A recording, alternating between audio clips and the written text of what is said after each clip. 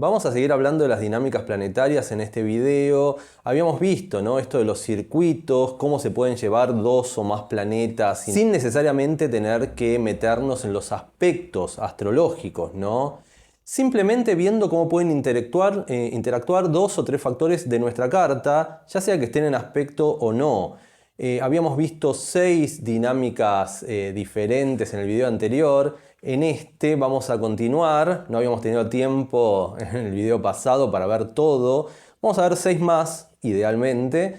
Comenzando por Venus-Marte. Es muy interesante porque tiene que ver con dos factores también muy presentes en esto de lo vincular, en la sinastría y demás. Habíamos visto la dinámica Luna-Venus. Acá en Venus-Marte tenemos los dos factores más asociados a lo que podríamos denominar el deseo, la sexualidad, el interés amoroso. Por lo tanto, si se llevan bien Venus y Marte en nuestra carta, podemos pensar que habría una mayor tendencia hacia una sexualidad más plena, más fogosa, más ardiente, etc. El planeta del amor, sumado, Venus, sumado al planeta de la sexualidad más plena, la energía sexual, el deseo, que sería Marte, ¿no? Deseo de conquista, entre comillas, bueno, etcétera, como queramos denominarlo. Lo interesante es que son dos factores planetarios que a priori no tienen absolutamente nada que ver el uno con el otro.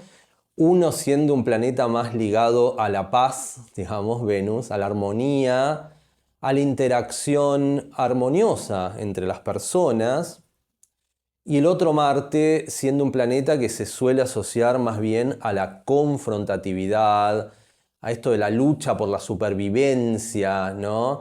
En donde ya no hay esta cuestión de llevarnos bien entre todos, darnos las manos y vivir en armonía, ¿no? Por lo tanto, también, dependiendo de cómo estén involucrados estos factores en nuestra carta natal, podría darse el caso de, tal vez, tendencias de una carta natal más libriana, venusina, taurina, que busque más una cuestión placentera, armoniosa, sin tanta tensión y demás, ¿no? Por un lado, y por el otro, supongamos una parte marcial, imaginemos un Venus en Libra en oposición a un Marte en Aries en una carta natal. Y tal vez desde ese Marte en Aries somos más guerreros, no nos bancamos ni una, cuando vemos algo que no nos gusta lo expresamos de una manera que tal vez pueda ser percibida por los demás como demasiado agresiva, y la dinámica Venus-Marte entraría en una suerte de conflicto, ¿no? Obviamente, siempre, como todo el tiempo recomendamos, tratar de ver cuáles son las tendencias de nuestro Venus según el signo y según la casa, cuáles son nuestras tendencias marciales, para tratar de conjugarlas en algo un tanto más integrado, ¿no?, en nuestra carta. Entendiendo que, como decimos, ¿no?, Venus es el planeta del amor, entre comillas, el planeta en donde se ponen en juego, en donde se despliegan estas cualidades que nosotros podemos valorar en la dinámica amorosa o afectiva en general, tanto en nosotros mismos como en la otra persona, ¿no? ¿Qué nos gusta? ¿Qué nos atrae? ¿O cómo nos gustaría a nosotros ser percibidos? ¿Qué atributos podemos desplegar de nosotros mismos para atraer, ¿no? Supongamos, una persona que tuviera un Venus en Géminis, por ejemplo, tal vez puede buscar atraer desde tendencias intelectuales, literarias, apelando al sentido del humor, etc. Y si la otra persona no comparte esos intereses, imaginemos, la persona se presenta ahí seduciendo con chistes, tirando mucha data, haciéndose el gracioso, qué sé yo. Desde su Venus en Géminis, esa persona privilegia eso y entiende que el juego de la seducción corre por esos carriles, ¿no? Y después resulta que la otra persona nada que ver y dice, ¿por qué no te callás un poco y me das un beso, ¿no? Esto que dijimos también en el video anterior. Eh, pero bueno, Supongamos, está todo bien desde lo venusino, tenemos Venus en Géminis, hacemos chistes, la otra persona lo recibe bien, está bárbaro, pero imaginemos un Marte en Virgo, tal vez, en cuadratura a ese Venus en Géminis. Y ahí puede haber problemas a la hora de... se apagan las luces, qué sé yo. Y bueno, tal vez Venus en Géminis siga haciendo chistes cuando el Marte en Virgo le dice a ese Venus en Géminis, bueno, basta, cállate y ponete manos a la obra, ¿no? Virginariamente, hacé bien tu trabajo, focalizate. Y puede haber una tensión, puede ser que el clima se rompa dentro de esa interacción planetaria en donde los dos factores no se llevan tan bien, ¿no? ¿Y qué hacemos en ese caso? ¿Nos decimos adiós a nuestra vida sexoafectiva y nos vamos a una cabaña en el medio de la nada? No, claramente no. Tenemos que ver cómo pueden hacer para darse la mano y tratar de llegar a algún tipo de acuerdo, ¿no? Ese Venus y ese Marte. En todo caso, siempre habría que ver si hay algún punto en común, ¿no? La parte geminiana y virginiana podrían tener en común el hecho de que son signos mercuriales, regidos por Mercurio. Desde lo mercurial, y habría que ver qué sería lo mercurial, la cuestión podría llegar a funcionar mejor. ¿Qué podría ser lo mercurial? Dijimos, hablar es un atributo mercurial de Géminis, pero no tanto de Virgo. Hacer las cosas bien, de manera efectiva, de manera productiva, de manera perfecta, lo más perfecta posible, es un atributo virginiano, más no geminiano. Entonces, ¿qué hacemos? Bueno, pero hay un Mercurio en el que pueden coincidir Géminis y Virgo. Por ejemplo, en algo ligado a... Bueno, algo que no tiene nada que ver con esto de lo vincular, pero la estadística podría... Pero ¿qué pasa? Tal vez no con la estadística, sino con la atención en el detalle. Tanto Géminis como Virgo, siendo signos mercuriales, pueden poner como foco esto del detalle. ¿Vieron cuando se dice, ay, usted es muy considerado, señor Gómez? ¿Qué sé yo? Estoy pensando en alguna película de Olmedo y Porcel. Dije eso y pateé todo. Supongamos, el detalle, ¿no? Una persona muy atenta, muy detallista, a la que no se le escapa nada, digamos, en una dinámica de interacción afectiva. Bueno, eso es un atributo que tal vez puede ir bien, tanto con Géminis, un Venus en Géminis, como con un Marte en Virgo, y desde el detallismo, ¿qué sería el detalle? Bueno, tener todo bajo control, ¿no? Todo preparado de una manera perfecta, bien pensada, bien planificada. También, ¿no? Acá podemos pensar en que Géminis, en ese ejemplo que pusimos, es más espontáneo y demás. Virgo es menos espontáneo, tal vez más frío y calculador. Menos tendiente a la improvisación. Bueno, pero por ende, precisamente, siendo detallistas, buscando una preparación de la cita en donde nada esté fuera de su lugar, en donde esté todo bien pensado, en donde también Virgo, por ejemplo, Marte en Virgo, disponga todo de manera de que el Venus en Géminis pueda hablar, comunicarse, interactuar desde esa perspectiva sin tener que salir a apagar incendios porque algo falló dentro de la cita, por ejemplo.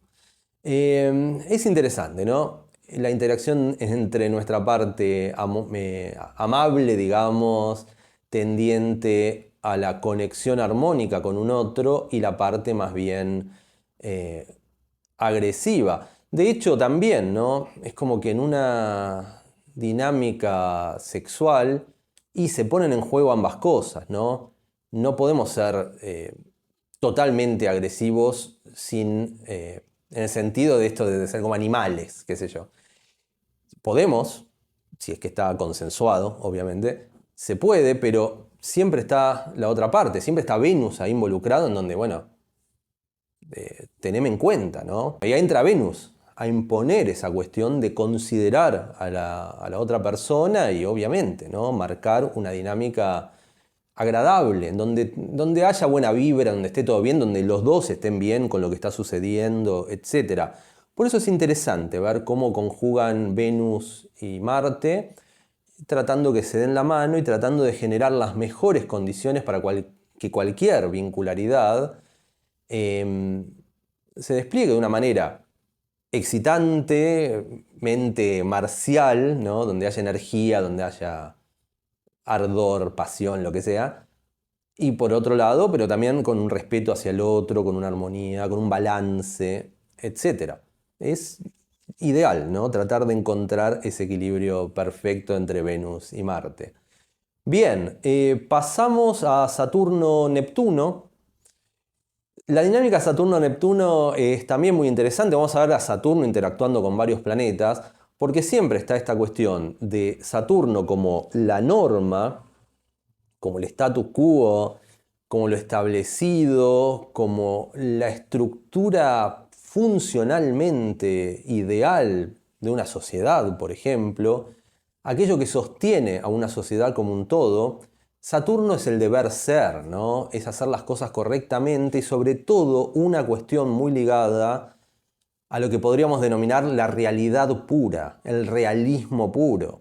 Esto es lo que es, esto es lo que hay, lo que se puede ver, lo que se puede tocar. Cuando conectamos con nuestro Neptuno, nos alejamos un poco de eso, ¿no? En este momento, por ejemplo, estoy filmando este video, saturninamente yo sé que tengo, les digo, literalmente les voy a decir la realidad de la situación, son las 6:24 de la tarde, las 18:24 horas, a las 19 horas tengo una carta, tengo una sesión. O sea, mi Saturno me está diciendo, haz el video y ya pueden calcular cuánto va a durar, porque no va a durar más que eso porque tengo que cortar e ir a hacer la sesión en algún momento. Va a durar media hora, 35 minutos, 40 minutos, bueno, ya lleva unos 10 minutos. Bien, desde los saturninos yo sé eso. Sé que tengo que un horario límite, un horario tope, tengo que cumplir, ya arreglé con la consultante, perfecto. Saturno está acá. Ahora bien, desde mi parte neptuniana tengo una tendencia y tengo ganas a no estar tan pendiente de las circunstancias de la vida real, sino dejarme fluir también un poco para que el video tenga algo de magia o algo de... Y eso de dejarse fluir sería más bien neptuniano. Ahí vemos una buena interacción, si se quiere, entre Neptuno y Saturno. Mi Neptuno se deja ir, fluye y demás, pierde noción del tiempo, porque Neptuno no tiene conexión con el tiempo, mientras que Saturno es el dios del tiempo, ¿no? Cronos en la mitología griega. Por ende, bueno, yo me dejo fluir, pero acá mismo donde estoy filmando tengo la cámara que me dice el horario. Me dice cuánto tiempo va grabado de video y qué hora es. Lo estoy viendo acá, enfrente. Ustedes no lo ven, pero yo sí. Y bueno, entonces me dejo fluir, pero en algún momento vuelvo a la realidad saturnina y digo, caramba, ya son las 6:25 y 38 segundos. Tengo tiempo todavía. Me voy a seguir dejando fluir por unos 20 minutos más aproximadamente. Bien, obviamente acá hay una interacción muy interesante en personas. Por ejemplo, desde mi perspectiva de la carta natal, siempre hablo de esto, pero mis tendencias son claramente más neptunianas que saturninas, ¿no?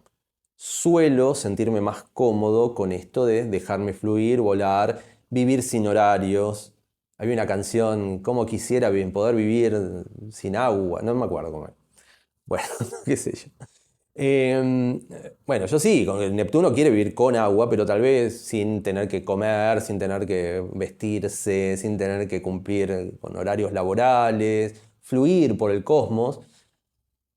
Saturno es el que nos viene a recordar que está buenísima esa perspectiva de vida neptuniana, pero no se puede en toda su totalidad, ¿no? En su totalidad no se puede vivir de esa manera.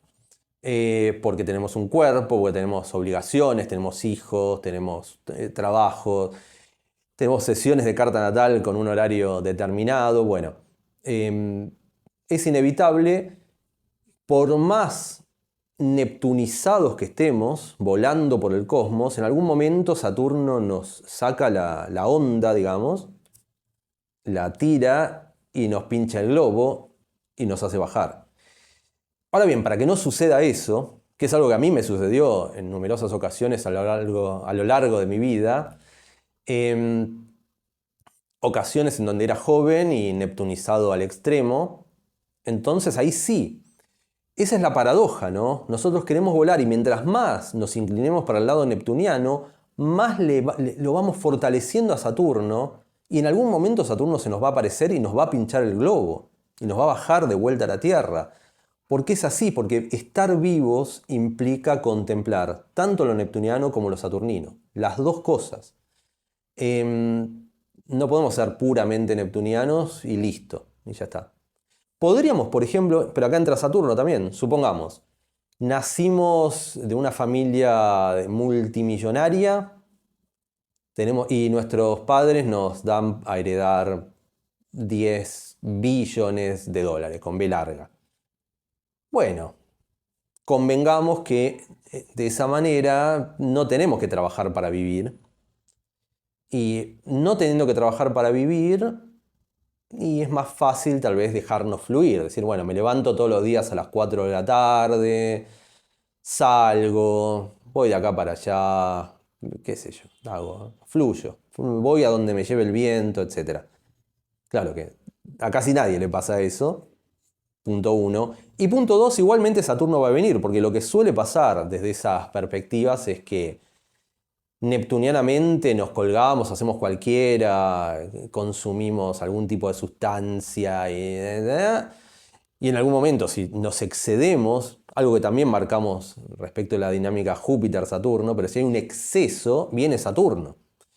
Nos excedemos, podemos ser los más millonarios del mundo, tener todo controlado, tener todas las cuentas pagas, pero si no tenemos una noción de los riesgos de meternos de lleno en lo neptuniano, y viene Saturno y nos puede castigar, qué sé yo. O por lo menos nos puede dar un correctivo, ¿no? Es así. La dinámica Saturno-Neptuno es así. Por otro lado, los riesgos de quedarse polarizados excesivamente en la parte saturnina es esto de vivir una realidad sin magia, ¿no? Pura y dura. La realidad en donde solo creo en lo que veo, solo existe el trabajo, el esfuerzo, pagar las cuentas, tener todo en orden, y esa es la vida. Nunca hay una guitarra, una canción, una poesía, nunca hay una noche en donde nos perdemos en la oscuridad y entramos en contacto con algo más bohemio, si se quiere. No existe la bohemia desde una perspectiva puramente saturnina. Entonces hay que también encontrar un balance. Entonces, al final todo se traduce en que hay que encontrar un balance dentro de estas dinámicas planetarias donde haya un poco de uno y un poco de otro. Parece muy simplista, pero es así. En definitiva termina funcionando exactamente de esa manera, ¿no? Así que bueno, dejamos Saturno-Neptuno y nos vamos a Saturno-Urano. De vuelta a Saturno, todo lo que acabamos de decir. Les recuerdo, el simbolismo de los planetas en cuestión, si quieren profundizar más, hay toda una serie de videos en donde exploro todo Saturno, todo Urano y demás, todos los planetas. Y el libro, obviamente, no se olviden del maravilloso libro Astrología Creativa, editado por Kier y escrito por un servidor. Les dejo siempre el enlace por si lo quieren conseguir. Y en el libro, obviamente, exploro todos los planetas en profundidad, todos los signos, todas las casas astrológicas y los aspectos. Bien, con juegos astrales y demás cosas.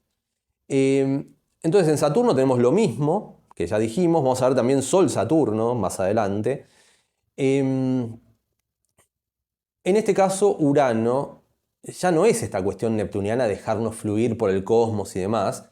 La dinámica, o lo opuesto, entre comillas, de lo uraniano respecto a lo saturnino, es que Saturno es todo lo que sea previsible, el trabajo sistemático en pos de un objetivo específico, buscando materializar algo concreto y algo idealmente sólido, mientras que Urano son los cambios abruptos e imprevistos que muchas veces derrumban el castillo de naipes que habíamos intentado construir minuciosamente desde lo saturnino, viene Urano y de una patada lo vuela y nos cambia el panorama de un día para el otro. Tiene que ver con lo imprevisto. Justo mencionaba el video que hice respecto de la conjunción Júpiter-Urano. Vayan a verlo si quieren. Les voy a dejar el enlace también, ya que estamos. Pero bueno, Urano es esto, lo inesperado, lo alocado, los giros de 180 grados en nuestra vida. No necesariamente las transformaciones profundas que tienen que ver con Plutón, pero sí los cambios, estas cosas que no veíamos venir y de repente aparecen en nuestra vida y nos cambian todo, ¿no? De un día para el otro. Por ejemplo, estamos viviendo en una casa tranquilos que construimos nosotros saturninamente, por ejemplo, y un día llegamos y hay una nota del gobierno que dice vamos a demoler esta casa porque vamos a construir una autopista, qué sé yo. Y ese genera un cambio de la nada. Así, de un día para el otro sabemos que tal fecha nos tenemos que ir, tenemos que buscar una nueva casa y nuestra vida se modifica automáticamente. En un abrir y cerrar de ojos ya estamos en otra onda. Obviamente también la dinámica Neptuno, perdón. No, Urano, Saturno. Ahí Neptuno apareció, pero en el sentido de confundirme, el rasgo inarmónico de lo neptuniano. Pero bueno, en la dinámica Urano-Saturno se puede dar el juego entre liberarnos de las cadenas uranianas, por un lado, y mantenernos firmes a ciertas cadenas, entre comillas, pero también a cierta estructura que es necesaria, ¿no? Toda persona que viva en este plano necesita de algún tipo de base. Digo, más allá, nos podemos poner poéticos y decir, no, yo soy libre como un pájaro y voy de acá para allá. Perfecto, ¿sí? Yo también. Intento serlo, por lo menos. Pero ¿en qué se pone en juego entonces la dinámica saturnina? ¿Por qué podríamos pensar que incluso siendo libres como el viento, yendo de acá para allá, buscando romper esas cadenas uranianamente, ¿qué aporta Saturno en todo eso? Y supongamos, mochileros. Agarramos la mochila y nos vamos de ciudad en ciudad, viviendo aventuras nuevas, cambiando la perspectiva, ¿no? Cuando ya nos sentimos aprisionados por un estado de cosas dado, agarramos la mochila, nos vamos, cortamos con eso, cambiamos. Un cambiante permanente es una persona uraniana, supongamos. Bueno, pero tenemos para movernos por el mundo, para agarrar la mochila y que la mochila se sostenga sobre un hombro, necesitamos que exista ese hombro. Necesitamos un hueso que esté acá. Acá hay un hueso. Necesitamos una columna vertebral que nos mantenga erguidos, huesos que están en nuestras piernas que nos permitan movernos. Los huesos son saturninos. Saturno rige la parte ósea de nuestro ser. Ese es un ejemplo muy puntual de cómo lo saturnino nos sostiene e incluso puede ayudar a sostener el cambio, ¿no? También, supongamos, en estas dinámicas que a veces se dan, Urano presionando porque se promulguen nuevas leyes o porque se deroguen nuevas leyes, pero el nuevo estado legal que se genera después del cambio uraniano es saturnino también, porque Saturno es el guardián de la ley. Si hay nuevas leyes, alguien tiene que velar porque esas nuevas leyes se cumplan. Y ahí está Saturno también, ¿no? Por eso es muy interesante. Urano a veces se lo puede catalogar como el rebelde sin causa, el loquillo que siempre se revela ante todo, ¿no? Saturno le aportaría una causa a esa rebeldía, ¿no? Ya sería un rebelde con causa. Tiene como objetivo liberarse de ciertas cadenas específicas que lo están consumiendo, también liberarse de ciertas injusticias dentro del entramado social, pero para lograr eso, uraniano, es necesario un trabajo también constante, una suerte de disciplina militante, si se quiere, que tiene mucho de saturnino, ¿no? Hay mucho de trabajo. Cuando uno quiere cambiar en un estado de cosas, hay que trabajar mucho y Saturno se encarga de eso. Así que ahí tenemos la dinámica Saturno-Urano también interesante. Mercurio-Júpiter, los dos factores planetarios, dos planetas que también están muy involucrados en el proceso educativo, ¿no? Mercurio se dice que está más asociado, más cercano a las instancias iniciales de la educación, el jardín de infantes, la escuela primaria, por ejemplo, mientras que Júpiter está más asociado a las grandes enseñanzas en ámbitos académicos como la universidad. También la dinámica Mercurio-Júpiter es muy interesante en el sentido de que Mercurio se aboca más bien a la parte y al detalle, mientras que Júpiter es el todo, la comprensión global de aquello que estamos analizando o estudiando. Supongamos un texto, ¿no? Tenemos un texto de Borges o tenemos un texto de John Motor, acá, Astrología Creativa. Siempre hay que meter el... Ahí mi Mercurio, mi luna en Géminis mete el chivo, ¿no? Pero bueno, un texto cualquiera y lo que vemos desde nuestro Mercurio es la sucesión de palabras o la sucesión de letras, los detalles, ¿no? Nos quedamos en el detalle, en la anécdota, pero tal vez nos cuesta encontrarle el hilo conductor y la comprensión global al asunto. Siempre digo también que en la dinámica Mercurio-Júpiter está muy presente, o que la dinámica Mercurio-Júpiter está muy presente en cualquier análisis de carta natal. Porque si nos focalizamos en lo mercurial, en el detalle, y tenemos las partes de la carta natal de manera desconexa. Yo puedo describir una carta. Ok, esta persona tiene luna en Escorpio, en casa 4, pero está en cuadratura con Marte en Acuario, en casa tal. Pero está en trígono con Venus en tal signo, en tal casa. Y además, pero tiene luna en Escorpio, pero no tiene agua después en el resto de la carta. Pero además, bueno, y tenemos un montón de factores. Desde lo mercurial lo que hacemos es describir, detectar, hacernos, concientizar que hay un montón de cosas ahí dando vueltas, y las captamos, y las sabemos, y las colocamos en su debido lugar. Ahora bien, y me pasa, ¿no? Y esto uno va aprendiendo a encontrarle el hilo conductor jupiteriano a aquello que va analizando. En una instancia de consultoría, si uno le dice al consultante, tenés esto, tenés esto, tenés esto, tenés esto, tenés esto, está en cuadratura con esto, está en trígono con tal cosa, y le decís, bueno, y el consultante nos dice, bueno, ¿y qué significa todo esto? ¿Qué puedo hacer con todo esto? Si el astrólogo ante esa pregunta le dice, y no sé, es lo que hay, qué sé yo. Yo te digo lo que hay, arreglátelas. Y sería un pésimo astrólogo, realmente. Te estoy tirando la data mercurial, la parte, pero no te estoy dando el todo, no te estoy tratando de transmitir una interpretación global de todo eso que tenga un sentido determinado, un sentido que vos puedas entender y que te sirva de algo, ¿no? Idealmente apelamos al lado jupiteriano para encontrar ese sentido, ¿no? Para hilar todo eso que está disconexo y tratar de conjugarlo en un todo y transmitírselo al consultante. Hacer sentido, ¿no? Hacer sentido de todo el caos de planetas, de casas, de aspectos, de asteroides, qué sé yo, que pueda haber ahí en el mapa natal y que es muy difícil de decodificar, es muy difícil de encontrar ese hilo conductor, ¿no?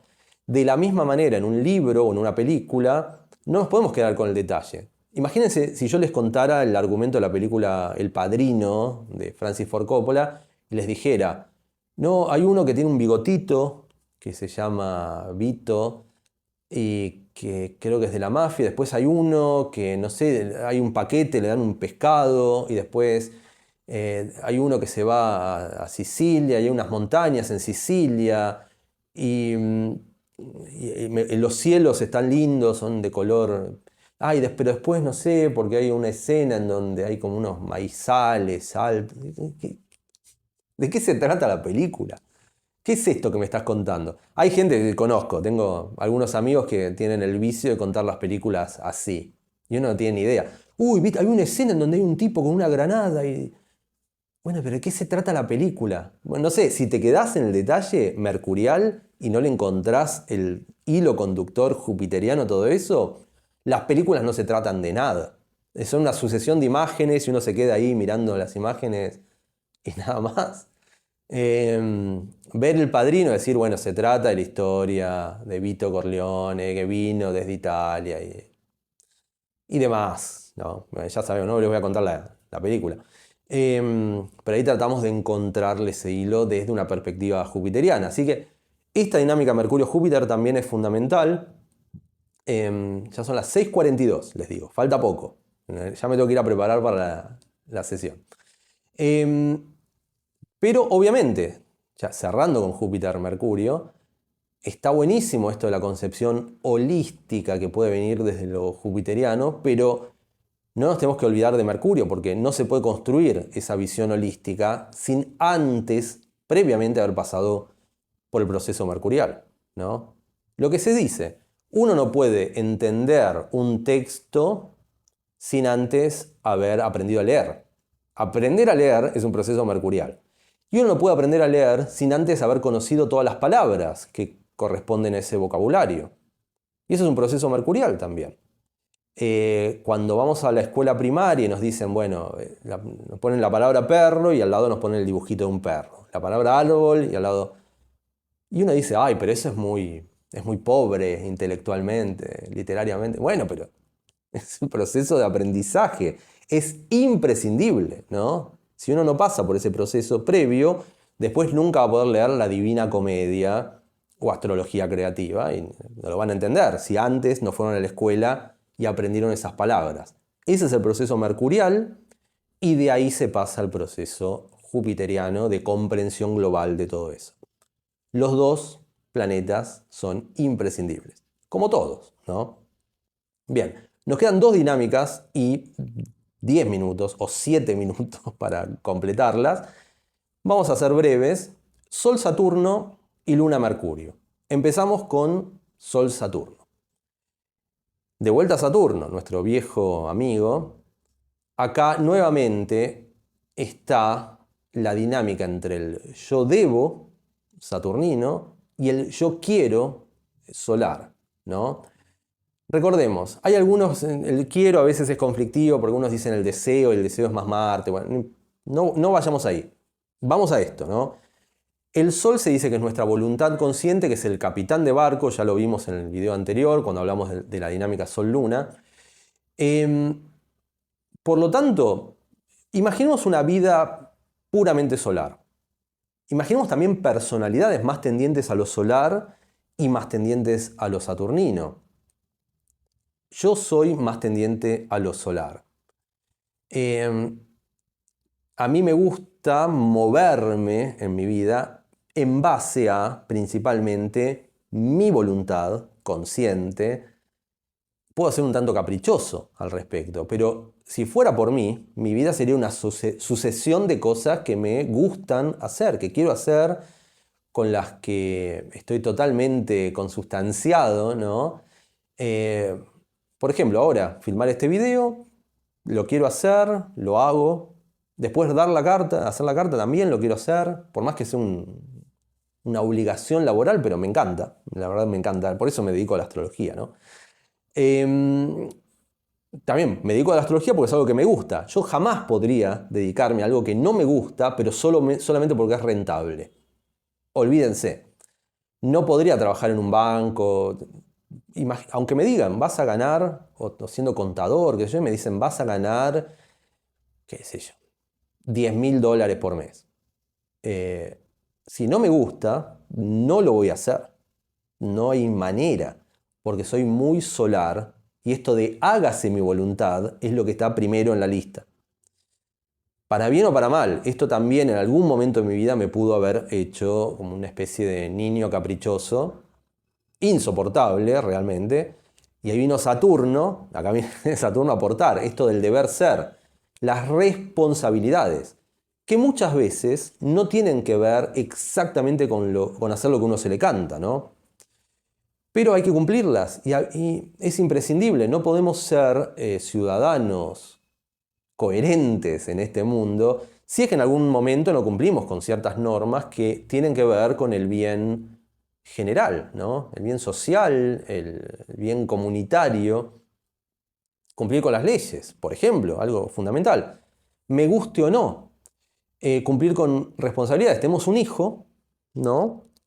Está muy bien que venga Saturno y nos diga, hacete cargo, es tu hijo, vos tomaste la decisión, vos con tu pareja, obviamente, tomaron la decisión de tenerlo, traerlo a este mundo y demás, pero obviamente es un ser indefenso que no se puede valer por sus propios medios para buscar comida, para buscar un techo, es así, tenés que hacerte cargo. Si no, y ahí viene Saturno, te guste o no, te pinte o no. ¿Y qué pasa? Ay, no, tengo fiaca, no le voy a dar, no le voy a llevar al médico si se enferma. Y eso es un padre irresponsable y está muy bien que venga la ley y te multe, qué sé yo, te rectifique, ¿no? Y ahí viene lo saturnino. Entonces Saturno es el que nos viene a recordar que si bien nosotros, y está muy bien también conectar con la parte solar porque si no, no hay chispa en esta vida, ¿no? No hay magia porque la parte solar es nuestro toque personal, precisamente, ¿no? Nuestro toque individual, el que le aporta la magia de ser quienes somos, pero está muy bien que venga Saturno y nos ponga un freno a veces, si es que esa parte del ego que podríamos asociar al Sol está exacerbada y nos aleja de cumplir estas responsabilidades que son necesarias, ¿no? Para el buen funcionamiento de la sociedad. Obviamente, siempre está este riesgo. Si nos polarizamos en lo saturnino, podemos ser demasiado grises, personas sin rasgos distintivos, personas que sean como ovejas de la manada. Y si estamos del lado solar, puramente personas caprichosas, infumables, etcétera, ¿no?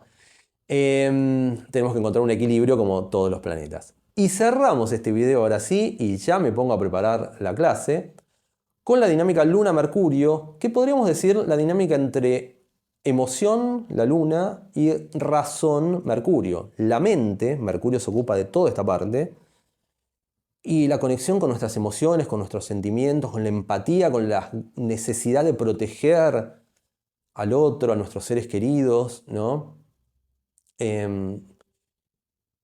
La parte afectiva, la parte en donde salimos un poco de ser puramente, de ser como un cerebro metido en un frasco y nos emocionamos, nos conmovemos, ¿no? Eh, a veces pasa, a mí me pasa en ocasiones, y además yo tengo luna en Géminis, o sea que se complica, soy muy mercurial, muy de esto, y encima cuando conecto con lo emocional tengo luna en Géminis, o sea que más mente, incluso desde lo lunar, pero bueno, pues me siento cómodo con la cuestión geminiana de hacer un chiste en un velorio y ese tipo de cosas. Pero claro, en el velorio no es para hacer chistes, es para recordar con, con lo que podemos llegar a sentir a la persona querida que ha fallecido. Sería un momento más bien lunar ese, ¿no? De abrirnos a las emociones. ¿Y qué pasa, no? Si nos polarizamos en la cuestión, en el foco mercurial, y podemos ser demasiado fríos, no conmovernos ante nada, tratar de racionalizarlo todo, tratar de racionalizar lo que estamos sintiendo y decir, bueno, esta persona falleció, pero a todo el mundo le toca su final, es parte del ciclo de la vida, ya está, ¿no? Y de repente hay alguien al lado, un familiar que quiso mucho, esa persona está llorando y es hasta una falta de respeto poner un foco tan fuerte en lo mercurial, no dejando expresar esa emocionalidad a la otra persona. Eh, Obviamente también, si nos ponemos desde una perspectiva puramente lunar, y si es todo emoción y nada de razón, por ejemplo, vamos a votar mal en las elecciones, por ejemplo, porque, claro, uno se deja llevar por la emoción, siempre, imagínense, una persona puramente lunar, porque le cae bien el candidato, porque hay onda, por lo que sea. Pero si racionalmente no es capaz de ver su plataforma electoral, los puntos que pone en juego, las palabras que dice, si no se desapega un poco de la afectivización del personaje, algún desapego tiene que haber, porque tenemos que analizar más allá de sentir. Y uno diría, bueno, pero ¿qué sos? ¿Una persona fría? ¿No te emocionás con nada? No, sí, obviamente. Pero un poco y un poco, lo que estamos diciendo en toda esta serie de videos. Un poquito y un poquito, ¿no? Que no sea todo pura emoción, sin nada de razón, sin nada de lo que podríamos denominar el sano juicio, pero tampoco puramente, porque si somos puramente somos insoportables. Pasa, por ejemplo, imagínense en una dinámica de pareja, familiar, con hijos, viene nuestra hija y nos dice, papi, te quiero, y uno dice, sí, el afecto es una emoción válida, pero también tenés que hacer la tarea. No, ese es el momento para hacer lunares. Viene, papi, te quiero, sí, yo también te quiero, hijita, y la abrazamos y qué sé yo, jugamos. Y hice así como la tiramos al aire y la recogemos. Bueno, un momento lunar, ¿no? Abramos, no seamos puramente, no seamos fríos como el hielo, abramos nuestra alma, nuestro corazón, nuestra alma ante lo que esté sucediendo, ¿no? Así que bueno, terminamos porque ahora sí, con los minutos justos, terminamos el video, me voy a preparar la clase, la carta, perdón. Va a seguir habiendo este tipo de videos, pero por ahora cortamos y nos vemos en el siguiente.